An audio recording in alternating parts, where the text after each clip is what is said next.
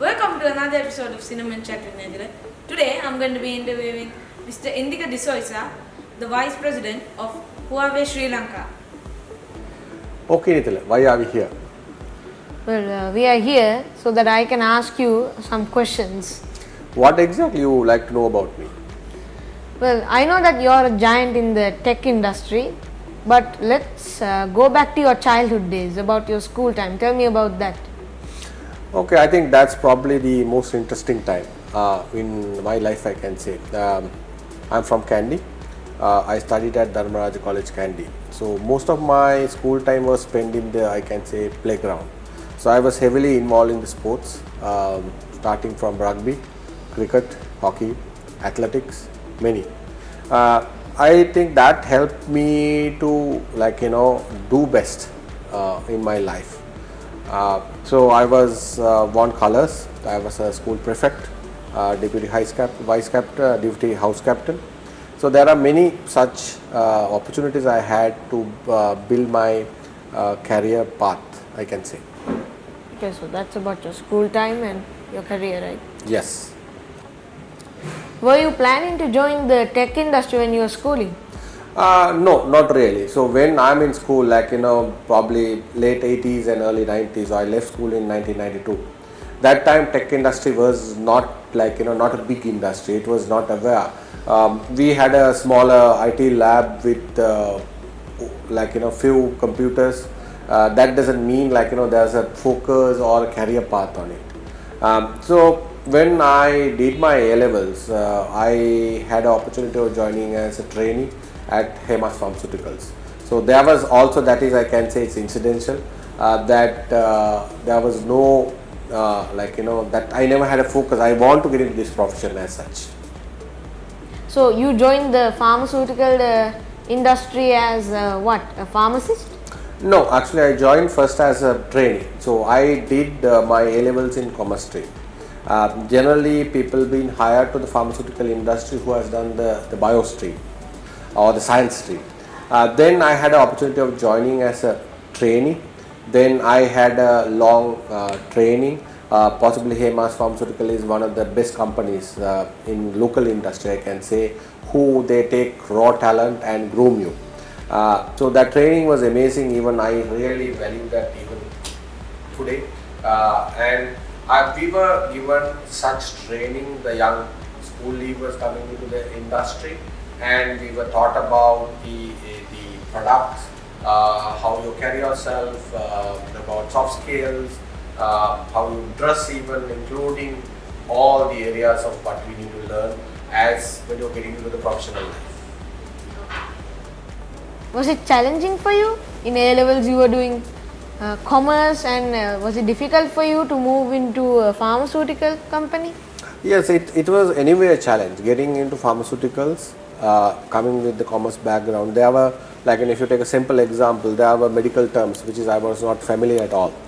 So, but this training I went through, they made sure that required skill sets were built, and I've been comfortable after the training which is getting into the industry. After your training ended, what did you do at Hemas? So primarily what we call, it becomes a sales job. So my job was, it's called as a medical representative. So you have to do promotion of your products. So it's a blend of promotion and sales both together. So that is where my sales career, or I can say who I am today, was started. So after the training, we go into the field, we meet the doctors, and we promote about the products. And what are what that medicine will do, and again we have to make sure the supply chain is aligned. We need to work with the distributors and the sales team. So entire end-to-end sales management was done. So you start with, initially we need to work on a certain geographical area. So I need to visit, meet people, talk to people, and get the products moving. So that's how the entire cycle works. Most of the C-level executives that I have met have started sales at their early stage. Does that help? For sure. Your experience definitely works. So I still remember the first day I went to Hemas, wearing a tie, long sleeves, coming from Kandy, coming to Colombo. I had induction, all that. And second half of the day, one of the senior managers said, okay, you have been a rugby player, let me get you something interesting. He actually put me on a sales lorry and he asked me to do a visit with the salesman, right? Then I did that half a day, that sales trip. So after that job is done, that's my first day in my life, which is I went to work. I know for a salesman how many shops the person can visit in an hour or a day. I have done it myself, right? So now if somebody says, no, I can't visit so many shops in a day in a different geography, or like, if I know somebody has gone 3 o'clock in the afternoon early, or like, if somebody is doing the real job. With my experience, I have a clear understanding that what can be done and how it can be done since I have done it. How did you move into the IT industry and in which company did you do it? It was a very interesting move. So I was at Hemas Pharmaceuticals for 9 years, close to 9 years, and I grew in the ladder from a trainee to the management level. Then Intel was actually coming into Sri Lanka. They never had an office before that.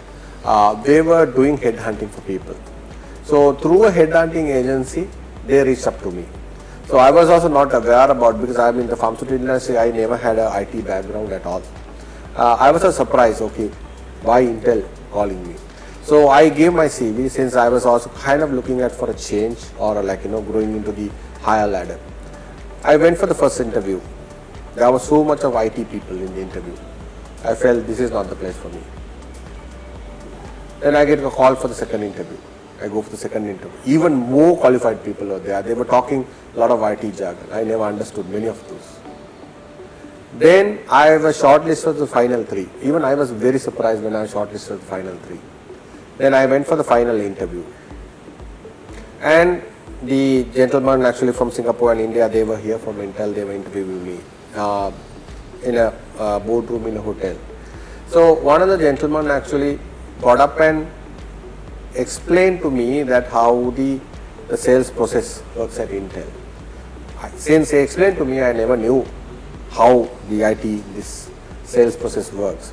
So what I did was, I got up and I said, this is how I currently work, and I mapped the process, what the gentleman explained to me, and I wrote it under it. So it's exactly the same process. It's only the product That's is changing, different. So then he said, okay, as long as you know this, that's good enough. That is where I think that change happened. Then after about a couple of weeks or a couple of days, I get a call from Singapore saying I've been selected for the job and I've been asked to come for the induction. I was very surprised. There were so many qualified IT people there, but I've been selected. Actually, I asked whether I thought maybe the people would have made a mistake. I actually asked letter by letter my name, whether to make sure is the correct person is hired. So that's the time I got hired. So what was your position over there and how did you get used to this new industry? So I joined as a country manager for Intel Sri Lanka. So it was not easy. So I did one cycle. So during the interview also when they asked whether will you adapt. So I did once. This is my second time coming into the industry, which is I don't know. I did commerce. I went into pharmaceuticals. I was very successful. Now second time I was confident that I can do it the second time as well. So then I am getting into pharmaceuticals to IT, which is something which is I don't know. And also when I went to my induction, I asked my immediate manager who actually interviewed me, what was the reason they hired me? They said they look for people with attitude. The skill set what you need, they will train me. This is exactly the same thing they did for me at Hemas also. So they took me through technology training and also sales skills what is required. And Intel is a company who continuously invest on people for skill development. So I had a very methodical process of integrating me into the system. And also I need to give a big thank you to the local IT industry also. They were very helpful. They were very friendly. And many of the CEOs and the management of the local IT industry companies was very cooperative, and they help me a lot. Even most of them are very personal friends as of today as well. So it made my life very interesting. At that 15 years I was at Intel, I will call it possibly my golden time of my life in my career. So you said something about attitude. I didn't know that people were hired by a company because they have some attitude as well. Can you tell me about that? Yes. Yeah, possibly I will say attitude is a key, right? So when you join an organization, you should join that organization because you like to do that job, not because of the pay you get or the car you get or the facilities you get. Yeah. If you doesn't have a liking, when you get up in the morning, you're not pumped up, and you should be dreaming what my day looks like, what I'm going to do today. That's the key. One of the challenges we have, most of the people we try to hire in the today also, the attitude is the one which is missing. Now, if you look at a lot of global CEOs, what they're looking at, especially in the tech industry, they're talking about, they look for people with skill and attitude. It's not what are the degrees you have, what is the education level you have. As long as you have a skill set, what is required for that job, and also you have the attitude. When you have the attitude, you can learn. So, it's very key component of that is if you doesn't have I will call it a more of a positive or a killer attitude, then you can be really successful in the job what you do, and you can add value to your organization. Some people, I mean, we hear, right, you get up in the morning, since you have to be there at 8 o'clock to sign, people just go and they spend that 8 hours or 9 hours in the office. That's waste, because your mind is not there, you are there because you have to be there. I think if you are getting into a stage in your life, I think you should get out, get into something which is you like to do, and you should have attitude to do that job in a productive manner. Okay. That was pretty interesting. I learned something really new today. So how exactly did you help Sri Lanka develop through Intel? Okay, so that's quite interesting. So time I joined was 2002. 2002 when I joined Intel in Sri Lanka, actually that time Sri Lanka was looking at the Sri Lanka roadmap. That's a startup. That is where under the World Bank guidelines ICT was created here. So there was a lot of hype about it. So after I joined, I was invited to be part of the Presidential Task Force on IT Transformation. And 2009, country announced that Year of English and IT. Possibly that is the biggest change which happened. So I had an opportunity of contributing that, being part of Intel. And also 2005, I managed to bring the Intel chairman to Sri Lanka. Possibly as of today, I can say out of the commercially important people, the CIP, right? Out of the 405 Fortune companies, probably he is the highest ranked officer visited Sri Lanka. This is 2005. And that time the president was Honorable Mahinda Rajapaksa.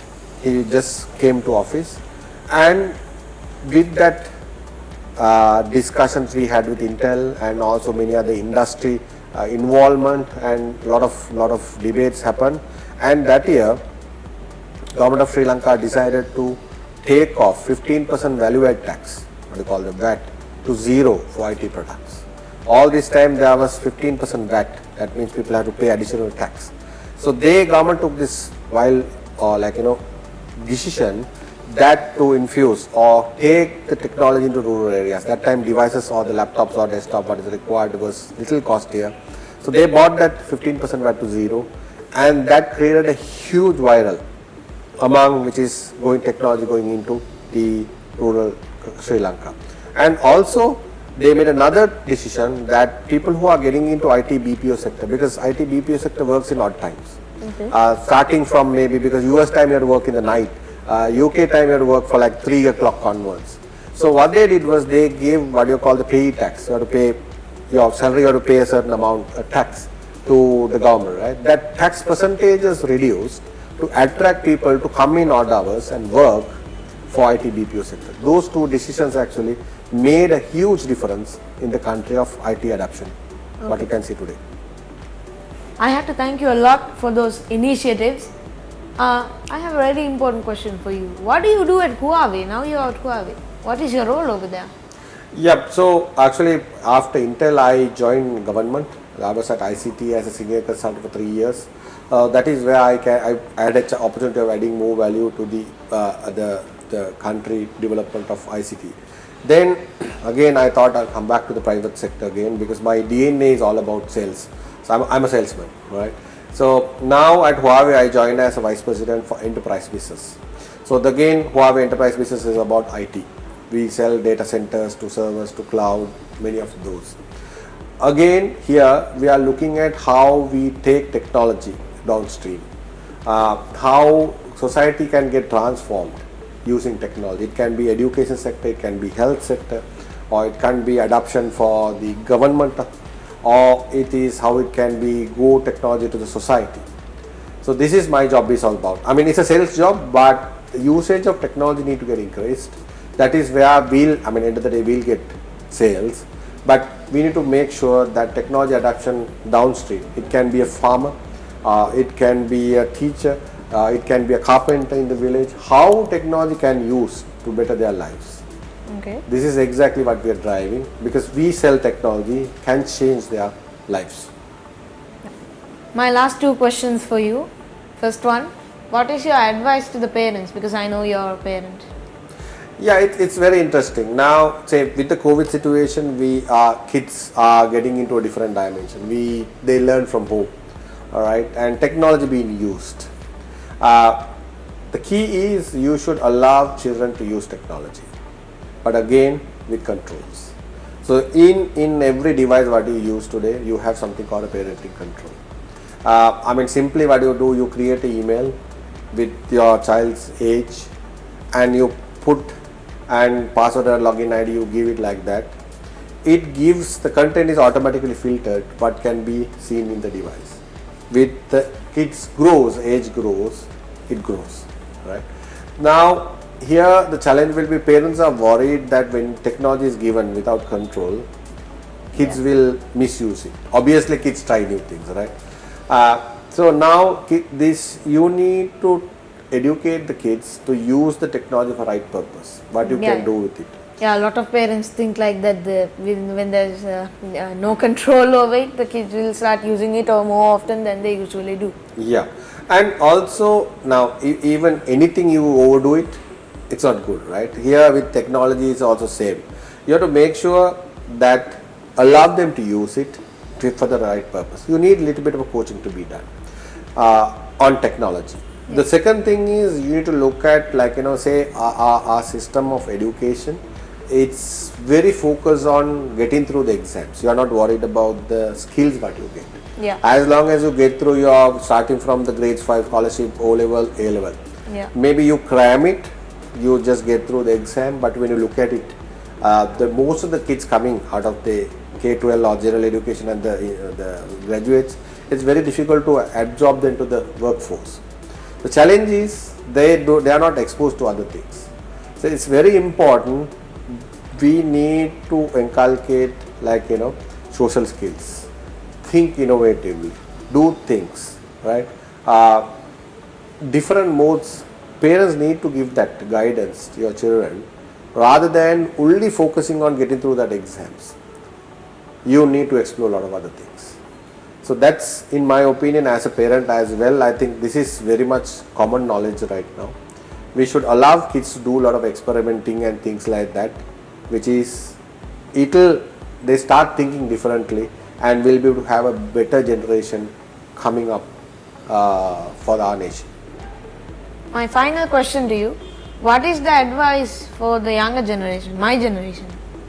It's very important. So your generation is actually living through a transition. What is that transition? You are living through what you call the 4th industrial revolution. So there were 3 revolutions before, right? So 4th industrial revolution is about IT is integrated into the society. Maybe 20 years later, you will say you are a child during the 4th industrial revolution.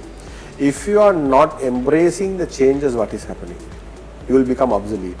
There are major brands in the world 15 years ago has disappeared today. Why it got disappeared today? Because they never adapted to the changes. There were major phone brands got disappeared because they never thought smartphone will take over and they stick with the regular phone or the feature phone and they disappeared. There were major camera brands got disappeared because they never thought the digital camera will take over. They never embraced that change. They went off business. Similarly for us, if you doesn't get aligned what you call this 21st century skills requirement, and when you go out of school or when you after you get your graduation, job what you are going to do, the job is not created today. And the problem you are going to solve, we don't know what that is. So you need to have the skill sets to get into a job which is not there today, and you need to have the skill sets to solve a problem which doesn't exist today. So you need to think in that line. It's like you are not going to do magic, but you need to keep your ears and eyes open. Now, traditionally when I was small, somebody will ask who am I want to be. Basic things, you can be a doctor, engineer, lawyer. Now you can look at so many of things, especially in the technology area. There are so many new developments happening. You need to read about it, understand about it, and when you grow up, when you do your O levels, A levels, you really start thinking, do you want to work for somebody? Can you become an entrepreneur and give jobs for 20 people? You need to think differently and you need to embrace this change, otherwise you will become somebody not fit for the society. It's very critical. Thank you very much for taking your time to answer my questions, because this is going to help a lot of more kids to face their challenges. Thank you for inviting me, and it's good to hear that I managed to add value for the next new generation. Thank you. Yes.